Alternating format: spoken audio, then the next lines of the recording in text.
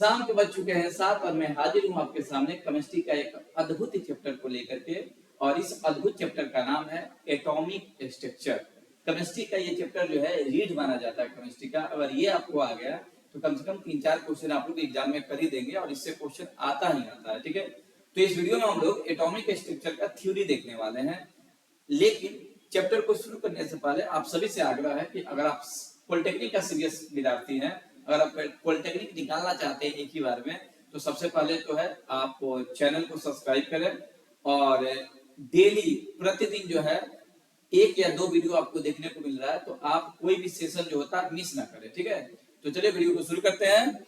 आज का चैप्टर का नाम है परमाणु संरचना यानी कि एटॉमिक स्ट्रक्चर। तो आइए इसको शुरू करते हैं एटॉमिक स्ट्रक्चर को। सबसे पहले आपको जानना है स्ट्रक्चर ऑफ एटम, परमाणु संरचना। परमाणु संरचना, परमाणु संरचना, परमाणु संरचना। आपको जानना है परमाणु संरचना के बारे में कि परमाणु संरचना क्या होता है। ठीक है, तो देखिए किसी एटम के अंदर बहुत सारे, देखिएगा एटम जो है ना सेल, सबसेल तथा ऑर्बिटल में विभाजित होते हैं। ठीक है, ये है एटॉमिक स्ट्रक्चर। तो बताता है कि किस सेल में किस ऑर्बिटल में कितना इलेक्ट्रॉन रहेगा, ये एटॉमिक स्ट्रक्चर बताता है। ठीक है, यानी कि किसी एटम के अंदर, किसी एटम के अंदर सब एटॉमिक पार्टिकल्स, सब एटॉमिक पार्टिकल्स, किसी एटम के अंदर सब एटॉमिक पार्टिकल्स के निश्चित जो व्यवस्था होती है, इसी निश्चित व्यवस्था को हम लोग एटॉमिक स्ट्रक्चर कहते हैं। अगर डिफिनीशन को लिखना चाहते हैं तो आप लिख सकते हैं कि किसी एटम के अंदर सब एटॉमिक पार्टिकल्स के निश्चित व्यवस्था को हम लोग एटॉमिक स्ट्रक्चर कहते हैं। ठीक है, एटम के अंदर जो होता है सेल, सबसेल और ऑर्बिटल होता है। अगर हम सेल की बात करें तो KLMN होता है, सबसेल की बात करें तो SPDF होता है। ठीक है, और सबसेल जब इसमें दोनों मिक्स हो जाता है सेल सबसेल, जैसे 1s 2s, ये क्या है, सबसेल है। ठीक है, तो ये तो आपने देख लिया कि एटम के अंदर जो है सब एटॉमिक पार्टिकल का अरेंजमेंट देखा जाता है। ठीक है, अब हम लोग देखेंगे आगे चलकर, हम लोग ये भी समझने वाले हैं कि सब एटॉमिक पार्टिकल्स क्या होता है। फिलहाल अभी हम लोग समझेंगे कि एटम क्या होता है। तो चलिए साथियों, एटम, एटम कहता है, एटम तत्व का वह सूक्ष्मतम कण है जिसे तत्व का, देखिएगा एटम तत्व के सूक्ष्मतम कण, सूक्ष्मतम कण को एटम कहते हैं। एटम कहते हैं, तत्व के सूक्ष्मतम कण को एटम कहते हैं। एटम को, एटम के कंसेप्ट को, एटम के कंसेप्ट को सबसे पहले डाल्टन ने दिया था। यानी एटम का खोज किसने किया था जी, डाल्टन ने किया था। पहले डाल्टन ने दिया था। ठीक है, डाल्टन ने बताया कि जो तत्व का सबसे सूक्ष्मतम कण होता है उसे हम लोग एटम कहते हैं जी। ठीक है, ये रासायनिक अभिक्रिया में भाग ले भी सकते हैं और नहीं भी ले सकते हैं एटम। ठीक है, चलिए जी अगला टॉपिक देखते हैं हम लोग। अगला टॉपिक है Dalton atomic theory. Dalton atomic theory बड़ा ही शानदार थ्योरी है। इस सेशन में ना अधिकतर आपको प्रिंसिपल ही पढ़ना है, थ्योरी ही पढ़ना है। तो थ्योरी पढ़ने के लिए आपको तैयारी है, जितने भी आपको थ्योरी बताया जा रहा है कॉपी पे लिखते चले जाइए। चलिए, डाल्टन का परमाणु सिद्धांत, परमाणु सिद्धांत। डाल्टन के परमाणु सिद्धांत को समझेंगे हम लोग इस वीडियो में। देखिए सबसे पहले हम लोग जानेंगे कि इस थ्योरी को 1808 ईस्वी में दिया गया था और देने वाला व्यक्ति कौन था, तो डाल्टन था। ठीक है, डाल्टन के द्वारा एटॉमिक थ्योरी को दिया गया था।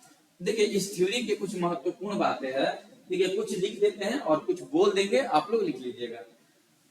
इन्होंने पहला बात बताया था कि पदार्थ अत्यंत सूक्ष्म कणों से मिलकर बना होता है। सूक्ष्म कणों से मिलकर बना होता है, कणों से मिलकर बना होता है, मिलकर बना होता है, बना होता है, इसका विभाजन नहीं किया जा सकता, विभाजन नहीं किया। पदार्थ अत्यंत सूक्ष्म कणों से मिलकर बना होता है, इसे मिलकर बना होता है, इसे परमाणु कहते हैं, परमाणु कहते हैं,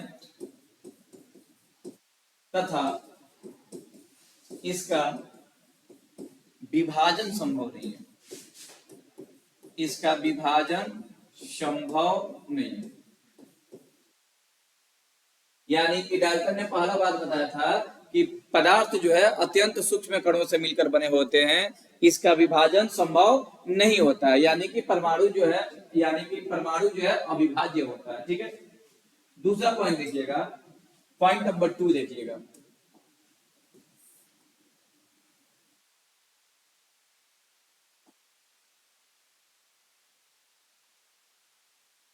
पॉइंट नंबर 2 देखिएगा।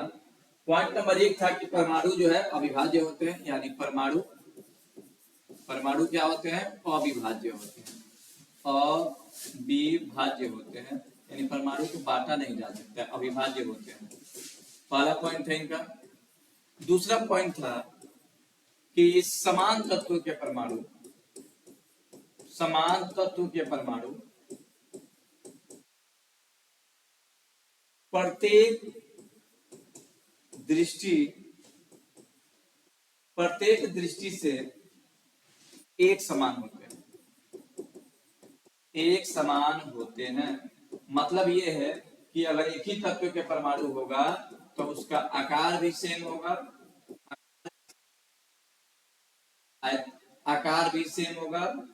ठीक है, आकार जो है उसका सेम होगा। ठीक है, और रासायनिक गुण भी सेम होगा, केमिकल प्रॉपर्टी, इसको लिख देते हैं, केमिकल प्रॉपर्टी समान होगा और बहुत सारे गुण। ठीक है, तीसरा पॉइंट था कि असमान तत्व के परमाणु, असमान तत्व के परमाणु प्रत्येक दृष्टिकोण से,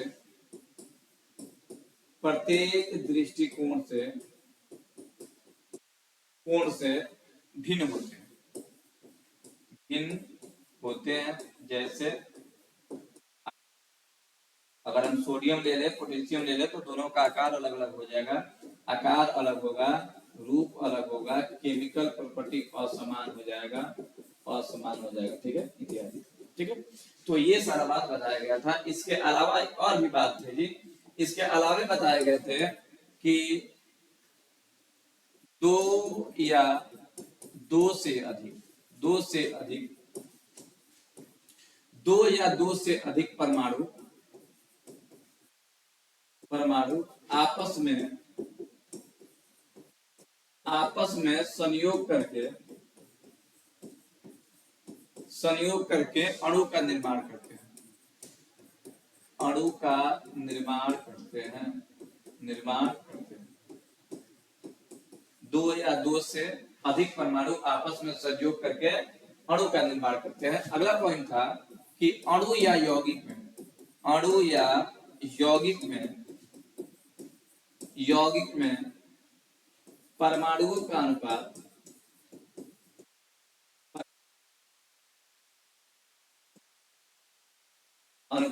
हमेशा सरल होता है, हमेशा सरल होता है। ठीक है, जैसे कि हम यहाँ पे एक अणु लिख दिए H2O, तो इसमें देखिए 2 हाइड्रोजन है और 1 ऑक्सीजन है, तो इसका अनुपात हो जाएगा 2:1। इसके अलावे ये बहुत सारे नियम बताए थे। ठीक है, इसके अलावा ये बहुत सारे, इसमें बहुत सारे पॉइंट बताए थे, तो इतना पॉइंट जानना आपके लिए बहुत ही जरूरी है, तो इतना आप लोग जानिए। और जितने भी पॉइंट बताया गया उस सारे पॉइंट को लिख करके याद करना है जी। आपसे पूछा जाएगा कि डाल्टन एटॉमिक थ्योरी में क्या कहना है, सबसे प्रमुख बिंदु क्या था, तो याद रखिएगा डाल्टन एटॉमिक थ्योरी में एटम की खोज हुई थी। किसकी खोज हुई थी जी, एटम यानी कि परमाणु की खोज हुई थी। ठीक है, परमाणु बारे बताया गया था। लेकिन इस नियम का एक कमी भी है, इसका एक लिमिटेशन भी आता है कि इन्होंने बताया था इन्होंने बताया था।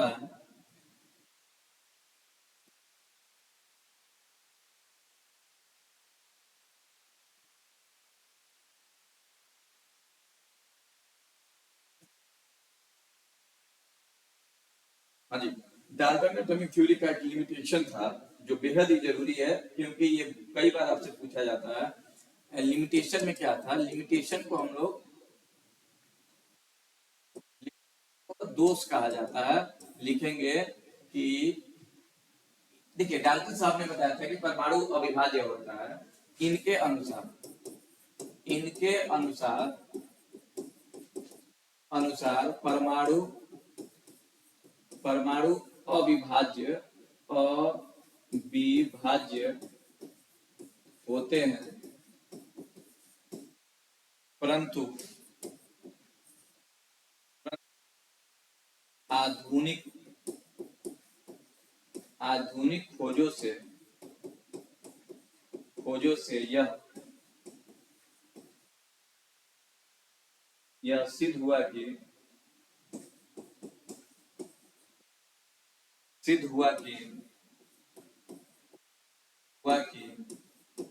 परमाणु विभाज्य होते हैं। परमाणु विभाज्य होते हैं। ये परमाणु विभाज्य होते हैं। ये इलेक्ट्रॉन, प्रोटॉन तथा न्यूट्रॉन में विभाजित होते हैं। इलेक्ट्रॉन, प्रोटॉन तथा न्यूट्रॉन में विभाजित होते हैं। ठीक है साथियों, आगे बढ़ते हैं जी। अगला अब हम लोग पॉइंट देखेंगे सब एटॉमिक पार्टिकल, उप परमाणविक कण के बारे में देखेंगे। सब एटॉमिक पार्टिकल का मतलब होता है उप परमाणविक कण। उप परमाणविक कण। उप परमाणविक कण दो प्रकार से होता है, एक होता है फंडामेंटल पार्टिकल्स और एक होता है सब्सिडियरी पार्टिकल। फंडामेंटल और सब्सिडियरी। फंडामेंटल को हम लोग मौलिक कण कहते हैं, मौलिक कण, और सब्सिडियरी पार्टिकल को हम लोग सहायक कण के नाम से जाना जाता है, सहायक कण। तो वन बाई वन करके इन दोनों को देखेंगे कि सब्सिडियरी पार्टिकल क्या होता है और फंडामेंटल पार्टिकल क्या होता है। ठीक है, सब्सिडियरी पार्टिकल देखिएगा, इसका डिफिनेशन होता है, लिखेगा नहीं, बोल के बता देते हैं। फंडामेंटल का, फंडामेंटल का आता है कि वैसा पार्टिकल जो सभी तत्वों के परमाणुओं में मौजूद होता है, यानी कि सभी पदार्थ में मौजूद होता है तथा यह अस्थायी होता है, माने इसके बिना पदार्थ की रचना नहीं हो सकती है, उसे हम लोग फंडामेंटल पार्टिकल कहते हैं। ठीक है, फंडामेंटल पार्टिकल की संख्या 3 होती है। कितनी होती है जी? 3। कौन कौन? पहला होता है इलेक्ट्रॉन, ठीक है, इलेक्ट्रॉन। दूसरा होता है प्रोटॉन, और तीसरा होता है न्यूट्रॉन। ठीक है, तीसरा होता है न्यूट्रॉन। ठीक है, याद रखिएगा कि वैसा सब एटॉमिक पार्टिकल्स जो सभी तत्वों के परमाणुओं में मौजूद होता है, अर्थात अस्थायी होता है, उसके बिना पदार्थ की कल्पना नहीं हो सकती है, उसे हम लोग फंडामेंटल पार्टिकल कहते हैं। इसकी संख्या 3 होती है। और कौन कौन होते हैं? इलेक्ट्रॉन, प्रोटॉन, न्यूट्रॉन, बस 3 ही होता है जी। ठीक है, इसके बिना कुछ पदार्थ बन नहीं सकता है। ठीक है, सहायक कण। अब देखेंगे सब्सिडियरी पार्टिकल। सब्सिडियरी पार्टिकल कहता है कि वैसा सब एटॉमिक पार्टिकल जो क्षणिक होता है, अर्थात अस्थायी होता है, ये अस्थायी नहीं अस्थायी होता है, उसे सब्सिडियरी पार्टिकल कहते हैं। जैसे एंटी इलेक्ट्रॉन, ठीक है, जैसे पोजिट्रॉन,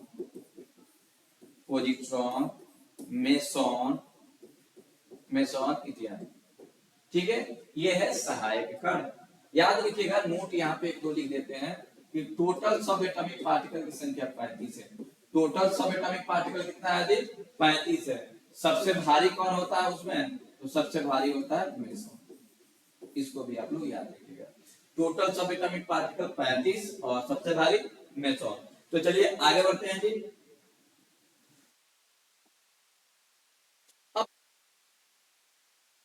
एक एक खूबियों को देखेंगे कि इलेक्ट्रॉन का खोज कब हुआ था ये कोई इंपॉर्टेंट नहीं है, क्योंकि आपके एग्जाम में जो होता है सन इश्यू नहीं पूछे जाते। किसके द्वारा हुआ था ये जरूरी है, किस एक्सपेरिमेंट के द्वारा हुआ था ये जरूरी है, और इलेक्ट्रॉन का फीचर क्या क्या होते हैं। तो देखिएगा, इलेक्ट्रॉन की अगर बात करें साथियों, तो इलेक्ट्रॉन इलेक्ट्रॉन का खोज जो होता खोज जे थॉमसन के द्वारा हुआ था। जे थॉमसन,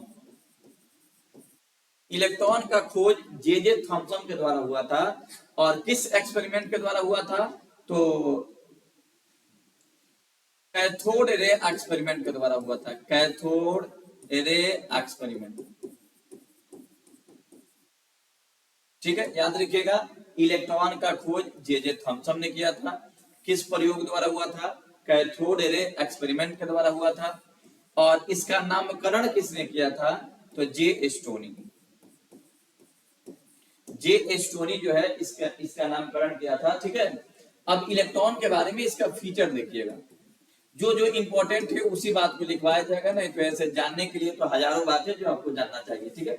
लेकिन बस उतना ही पढ़िए जिससे आपका एग्जाम क्लियर हो जाए। आपके एग्जाम में जिस प्रकार से क्वेश्चन पूछे जाते हैं ना, उसी के आधार पे आपको थ्योरी भी यहाँ पे लेके आया गया है, ठीक है। इलेक्ट्रॉन, इलेक्ट्रॉन का परिभाषा आप लोग सुन लीजिए साथियों। वैसा मौलिक कण जिस पर एक इकाई ऋणावेश, वैसा मौलिक कण जिस पर एक इकाई ऋणावेश चार्ज होता है, ऋणावेश होता है, उसे इलेक्ट्रॉन कहते हैं, ठीक है। वैसा मौलिक कण जिस पर एक इकाई ऋणावेश तथा इसका द्रव्यमान हाइड्रोजन के तुलना में 1/1837 गुना होता है, ठीक है। इसका द्रव्यमान जो है हाइड्रोजन के तुलना में 1/1837 गुना होता है, उसे इलेक्ट्रॉन कहते हैं। इलेक्ट्रॉन को ई से सूचित किया जाता है। कैसे सूचित किया जाता है जी? ई से सूचित किया जाता है। कहीं कहीं ई माइनस भी लिखा रहता है, ठीक है, याद रखिएगा। आवेश कितना होता है इस पर?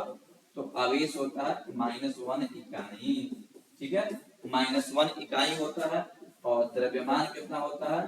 द्रव्यमान, तो इसका द्रव्यमान होता है हाइड्रोजन के तुलना में, दिखाई नहीं दे रहा, इधर लिख देते हैं। इसका द्रव्यमान जो है, द्रव्यमान हाइड्रोजन के तुलना में 1/1837 गुना होता है। किसके? हाइड्रोजन से, ठीक है। हाइड्रोजन के तुलना में 1/1837 गुना होता है, इसको याद करिए, ठीक। अब कुछ महत्वपूर्ण बात आपको बताने जा रहे हैं कि देखिए कि ये तो आपने जाना कि इतना फीचर है। इसके अलावा देखिएगा इलेक्ट्रॉन का आवेश जो है, ये एक कूलम, तो ये आपका relative charge, absolute relative charge है। अब्सोल्यूट चार्ज कितना होता है? दो प्रकार के इसमें चार्ज होते हैं। तो -1.6 गुणे 10 के पावर कूलम जो है इलेक्ट्रॉन पे आवेश पाए जाते हैं, ठीक है। इलेक्ट्रॉन पर आवेश कितने पाए जाते हैं? तो 1.6 गुणे 10 के पावर -19 कूलम आवेश पाए जाते हैं, ठीक है, आवेश पाए जाते हैं। और इसका द्रव्यमान कितना होता है? तो इसका द्रव्यमान होता है, द्रव्यमान इसका होता है 9.11 गुणे 10 के पावर -31 केजी, ठीक है। अगर इसको ग्राम में लिखा जाए तो 9.11 गुणे 10 के पावर -28 ग्राम होता है, ठीक है। तो बस आपको इतना जानना है कि चार्ज कितना होता है जी, तो इतना होता है। द्रव्यमान कितना होता है? इतना होता है। अगर हाइड्रोजन की तुलना में पूछे तो 1/1837 गुना होता है, ठीक है। तो चलिए इसके आगे हम लोग बढ़ते हैं। इलेक्ट्रॉन हो गया। अब आपको देखना है प्रोटॉन, और प्रोटॉन का प्रॉपर्टी देखना है। प्रोटॉन, प्रोटॉन का खोज, प्रोटॉन का खोज गोल्डस्टीन के द्वारा किया गया था। गोल्डस्टीन,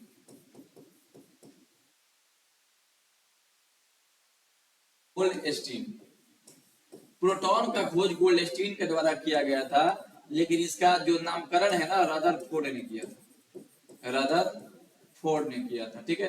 तो कहीं कहीं गोल्डस्टीन देगा, कहीं कहीं रदरफोर्ड देगा। अगर दोनों देता है तो आप लोग रदरफोर्ड गोल्डस्टीन करके आओगे, ठीक है। दोनों देगा नहीं, दोनों में से कोई एक देगा, ठीक है। प्रोटॉन को P या H+ से सूचित किया जाता है। H+, ठीक है, से सूचित किया जाता है, ठीक है। इसका खोज गोल्डस्टीन या रदरफोर्ड ने किया था। किसके द्वारा जी? तो एनोड रे एक्सपेरिमेंट के द्वारा किया था। एक्सपेरिमेंट के द्वारा किया था, ठीक है।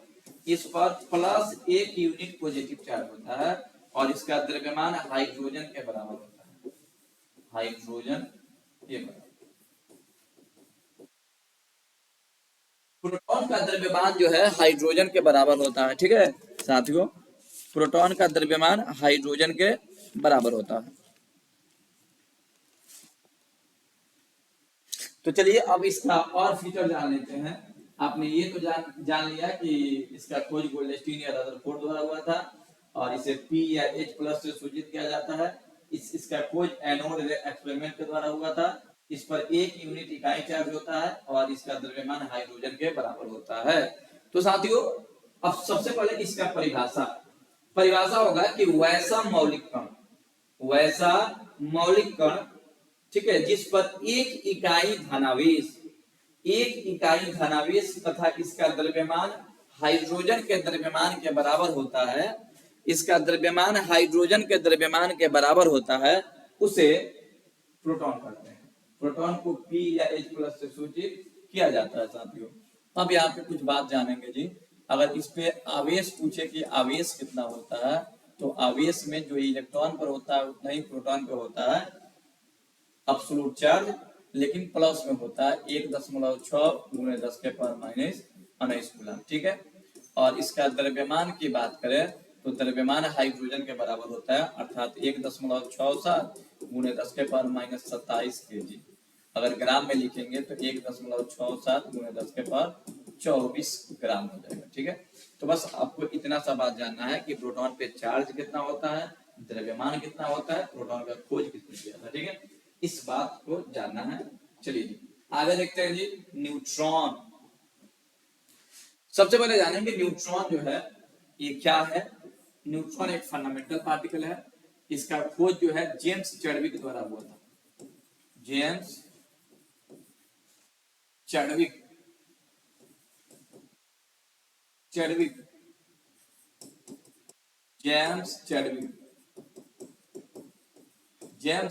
द्वारा किया गया था इसका खोज।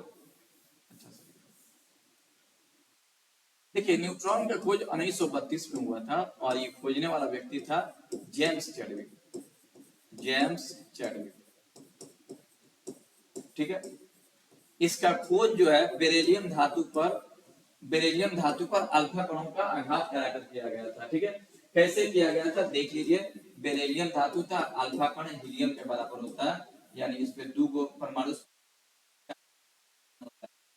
इस पे 4, इस परमाणु संख्या 4 और द्रव्यमान होता है 9। ठीक है, जब इस पे बमबारिंग कराया गया तो कार्बन बना और एक नया पार्टिकल बना, कार्बन 6 बार बना और एक नया पार्टिकल बना, इसी का नाम। ठीक है, न्यूट्रॉन का खोज किसने किया था जी, तो न्यूट्रॉन का खोज जेम्स चैडविक ने किया था। और कब किया था, 1932 में किया था। और कैसे किया था, तो बेरिलियम धातु पर अल्फा कणों का आघात कराकर किया था। ठीक है, अल्फा कणों का आघात कराकर किया था। अब हम जानेंगे कि इसमें चार्ज कितना होता है और द्रव्यमान कितना होता है। ठीक है, तो याद रखिएगा, अगर आवेश की बात करें तो इस पे कोई चार्ज नहीं होता है।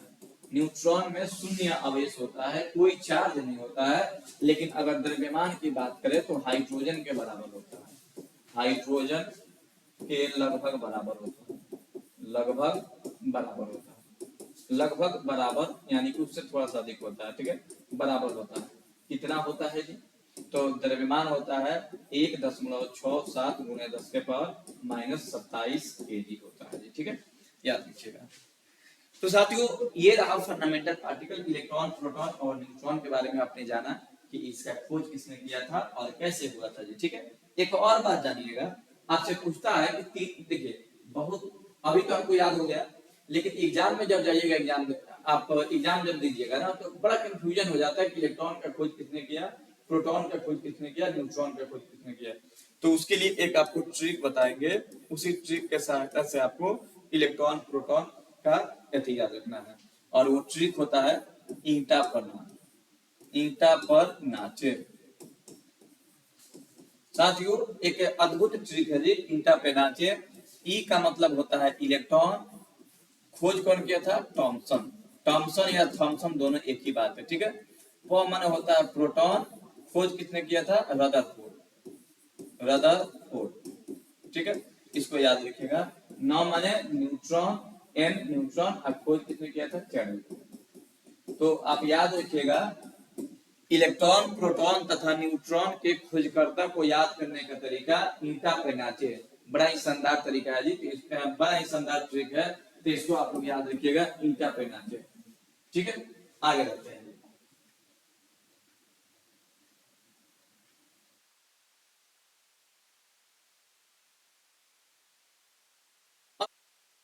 एटॉमिक न्यूक्लियस मॉडल, रदरफोर्ड का परमाणविक मॉडल। अब आपको समझाना है कि रदरफोर्ड का परमाणविक मॉडल क्या होता है।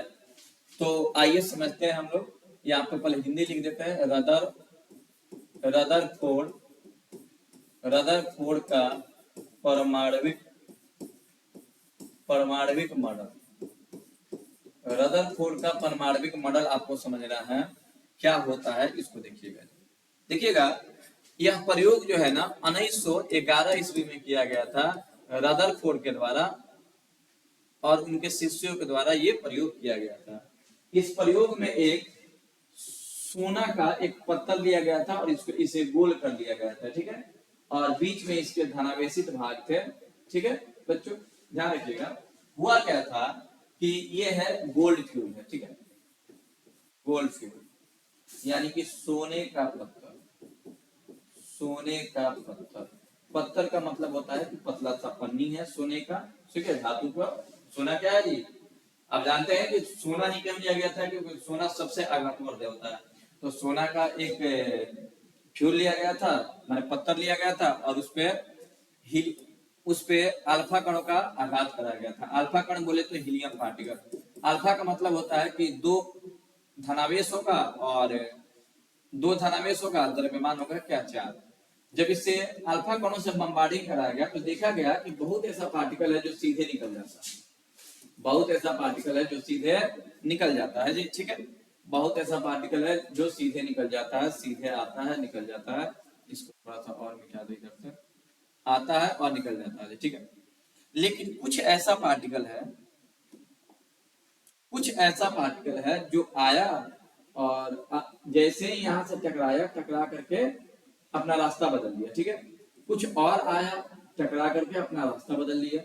उसी प्रकार से इधर कुछ और आया, टकरा कर रास्ता बदल लिया, टकरा कर यहाँ पे टकरा करके रास्ता बदल लिया, और उसके बाद फिर जो है बहुत सारे पार्टिकल जो है सीधे निकल गए। ठीक है, उनमें से एक ऐसा पार्टिकल था जो और गया और जा करके जिस रास्ते से गया उसी रास्ते से वापस आ गया, 180 डिग्री से वापस आ गया।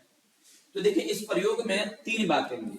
ठीक है, देखिए सबसे पहले जानिए कि रदरफोर्ड का परमाणु मॉडल जो है रदरफोर्ड और उसके शिष्यों द्वारा 1911 ईस्वी में दिया गया था। ठीक है, इस प्रयोग के लिए रदरफोर्ड ने एक सोने का पत्थर तैयार किया था, यानी सोने के धातु का उपयोग किया था। ठीक है, और किससे प्रहार किया था, तो अल्फा कण। अल्फा का मतलब होता है हीलियम। ठीक है, ये अल्फा कण ही क्यों, क्योंकि अल्फा कण धनावेशित होती है। ठीक है, धनावेशित होती है, और धनावेशित तो ये सोना भी होती है, इसकी परमाणु संख्या 79 होती है। तो साथियों, हुआ क्या, इस प्रयोग में तीन बातें पता चली।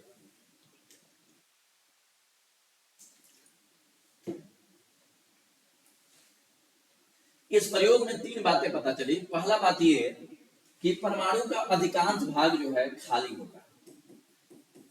परमाणु का अधिकांश भाग खाली होता है।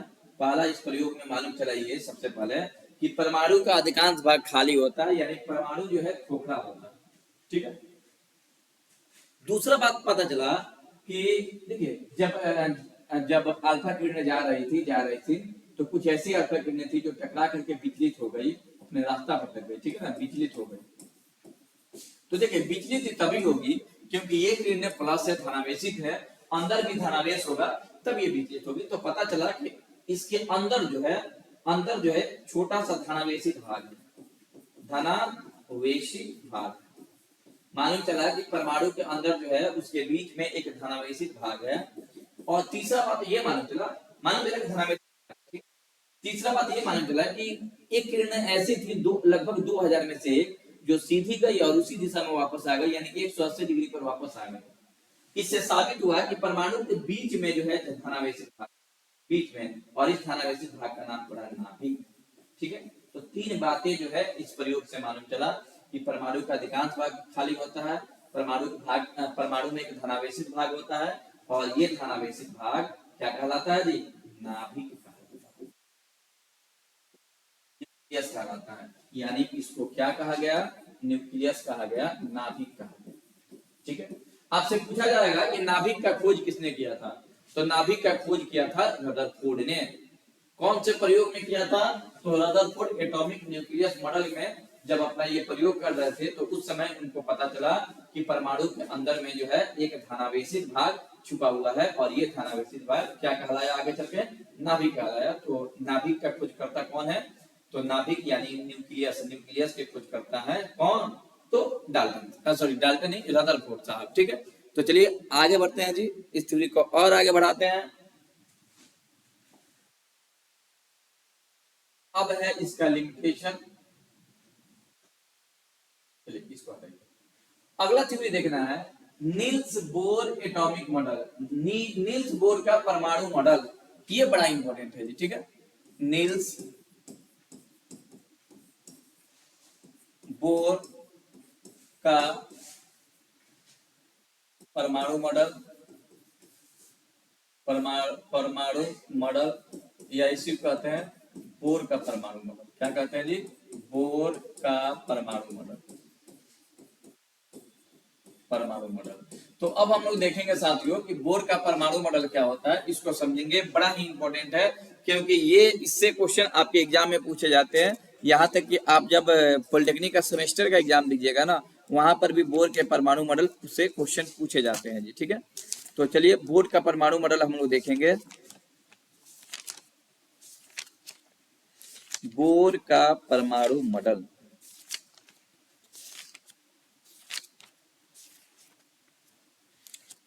तो देखिए रदरफोर्ड का जो परमाणु मॉडल था उसमें बहुत सारे खामियां थी, बहुत सारे दोष थे।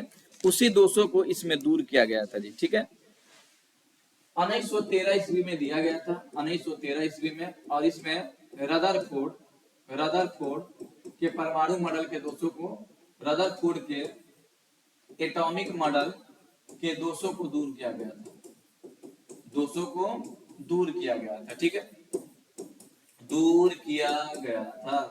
तो याद रखिएगा, बोर का परमाणु मॉडल क्यों आया था जी?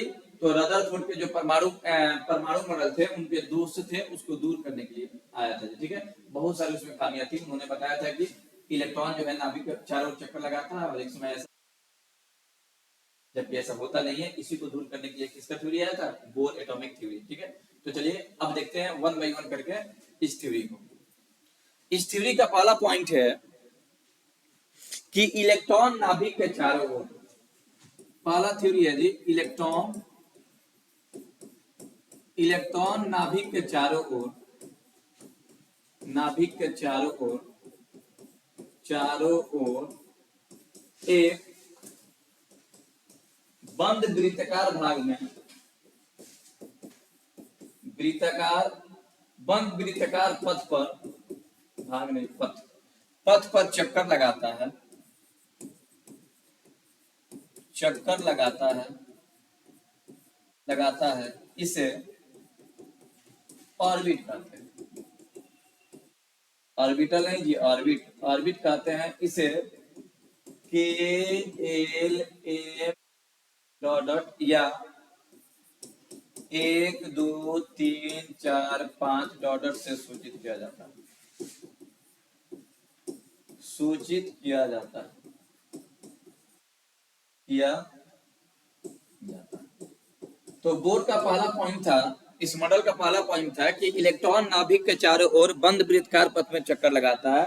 इस पथ को या तो ऑर्बिट कहते हैं या तो सेल कहते हैं। इसे के एल एम एन द्वारा सूचित किया जाता है। ठीक है, के एल एम एन द्वारा सूचित किया जाता है।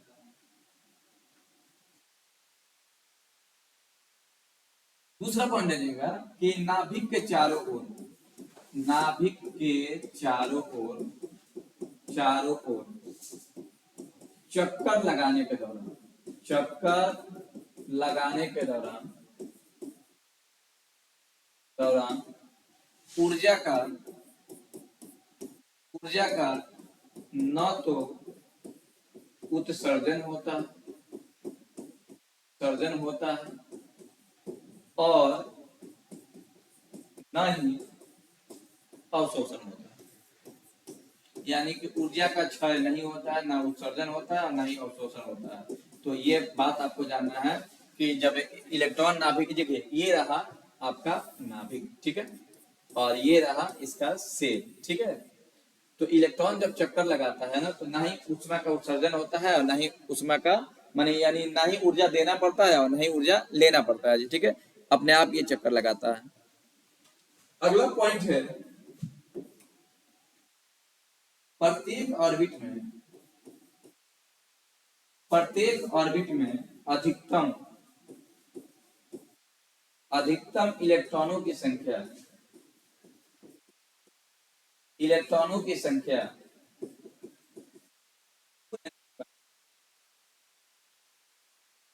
इससे क्वेश्चन पूछा जाता है।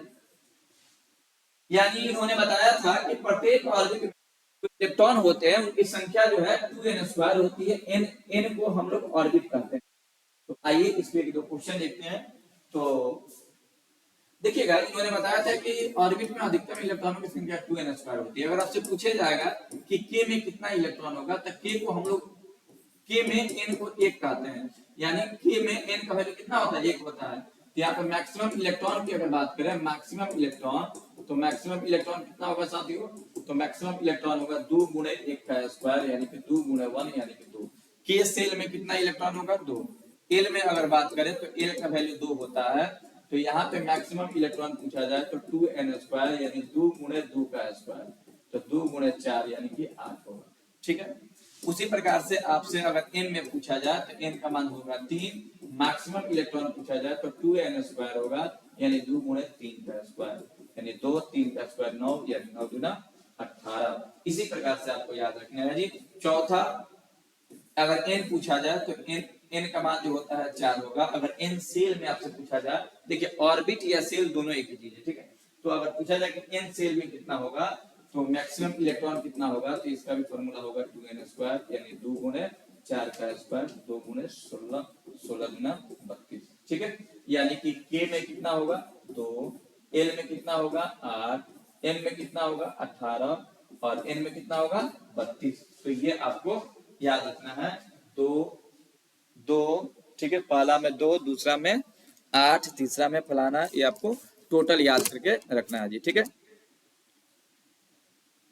अगला पॉइंट इन्होंने बताया था, पॉइंट नंबर 4, प्रत्येक ऑर्बिट में ऊर्जा के एक निश्चित मात्रा संलग्न होती है, एक निश्चित मात्रा संलग्न होती है, संलग्न होती है जिसे ऑर्बिट एनर्जी कहते हैं, ऑर्बिट एनर्जी कहते हैं। इसे E1, E2, E3 डॉट से सूचित किया जाता है, ठीक है। प्रत्येक ऑर्बिट में ऑर्बिट की एक निश्चित एनर्जी होती है जिसे ऑर्बिट एनर्जी कहते हैं, ठीक है। अगला पॉइंट देखेंगे कि जब इलेक्ट्रॉन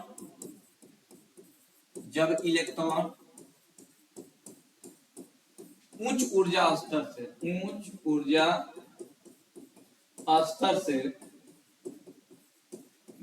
ऊर्जा स्तर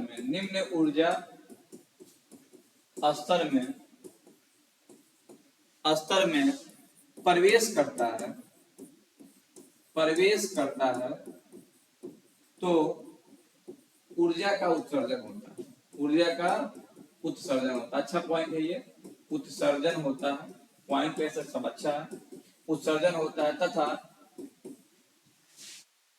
जब इलेक्ट्रॉन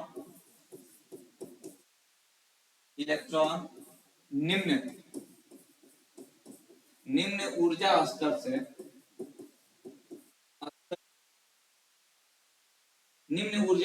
से उच्च ऊर्जा स्तर में प्रवेश करता है,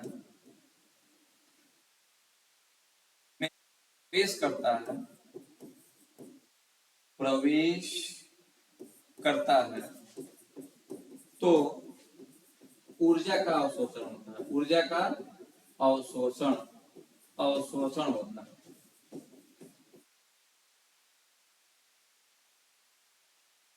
ऊर्जा का यह अंतर, ऊर्जा का यह अंतर एक क्वांटम के बराबर होता है, एक क्वांटम के बराबर होता है, क्वांटम के बराबर होता है। इसको कहते हैं, पहले इसको लिखा जाए कि एक क्वांटम के बराबर होता है, ठीक है। तो और एक क्वांटम होता कितना है, तो चलिए एक क्वांटम लिखते हैं E2 माइनस E1, यानी दूसरा कक्षा में से पहला कक्षा में घुसेगा तो एक क्वांटम के बराबर होगा, ठीक है। इसको हम लिख सकते हैं E2 माइनस E1 को डेल्टा ई यानी कि एनर्जी में परिवर्तन और H बाई डी, जहां डेल्टा ई जो होता है ऊर्जा में परिवर्तन है, ऊर्जा में परिवर्तन परिवर्तन है, ठीक है। और ये इसको आप लिखें न्यू है, आवृत्ति है ये आवृत्ति, और H जो है प्लांक नियतांक है, प्लांक नियतांक, ठीक है। H जो है क्या है, प्लांक नियतांक है। साथियों आपके एग्जाम में ना प्लांक नियतांक का मान पूछा जाता है, तो चलिए प्लांक नियतांक का मान आप लोग लिख लीजिए। प्लांक नियतांक का मान होता है 6.626 गुणे 10 के पावर माइनस 34 जूल इंटू से। प्लांक नियतांक का वैल्यू होता है 6.626 गुणे 10 के power minus 34 joule into second होता है। एकदम इसको याद रखना है क्योंकि आपके एग्जाम में कई बार पूछा है जी, पॉलिटेक्निक के एग्जाम में, तो इसको याद रखिएगा, ठीक है। अब हम लोग अगला पॉइंट देखेंगे, पहले इसको अच्छा से लिखिए, इसके बाद हम लोग अगला पॉइंट देखेंगे जी। अगला देखिएगा पॉइंट नंबर 6 या 7 होगा, इलेक्ट्रॉन इलेक्ट्रॉन उसी ऑर्बिट में चक्कर लगा सकता है, चक्कर लगा सकता है जिसका कोणीय संवेग, जिसका कोणीय संवेग इस प्रकार।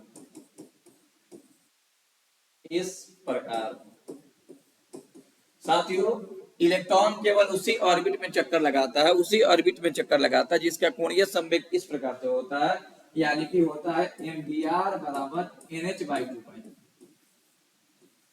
mvr बराबर nh बाई 2 पाई, यानी m माने द्रव्यमान, ठीक है, v माने वेग, किसका वेग, इलेक्ट्रॉन का वेग, इलेक्ट्रॉन का, r माने त्रिज्या, ठीक है, n माने सेल की संख्या, सेल की संख्या,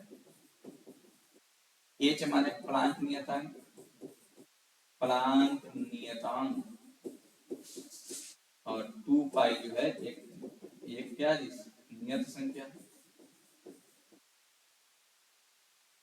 ठीक है। तो चलिए इसको लिखिए, एक एक करके सारे पॉइंट को आपको नोट डाउन करते चलना है ताकि इसी से क्वेश्चन आपके एग्जाम में बनेंगे जी, ठीक है।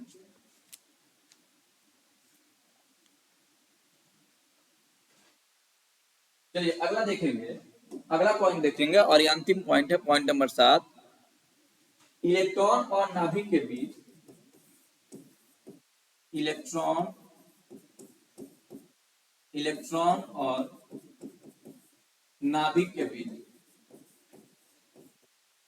नाभिक के बीच लगने वाला आकर्षण बल, आकर्षण बल, इलेक्ट्रॉन और नाभिक के बीच लगने वाला आकर्षण बल नाभिक द्वारा, नाभिक द्वारा इलेक्ट्रॉन पर लगाए गए अभिकेंद्रीय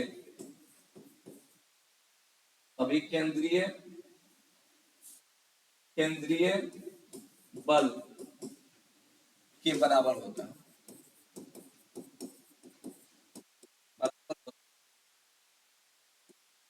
यही कारण है कि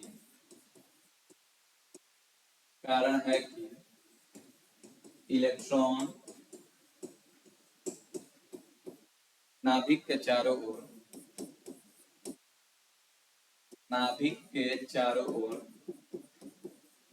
चक्कर लगाता है।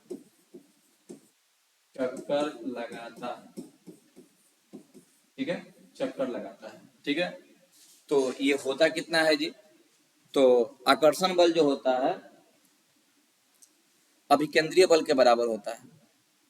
इसी कारण से इलेक्ट्रॉन और नाभिक जो है यही कारण है, अभिकेंद्रीय बल जो होता है आकर्षण बल के बराबर हो जाता है। ठीक है, यही कारण है कि इलेक्ट्रॉन नाभिक के चारों ओर बंद वृत्तकार पथ पे चक्कर लगाता है। तो ये रहा बोर का परमाणु मॉडल। ठीक है, अब आगे बढ़ते हैं, अगला छवि को देखते हैं।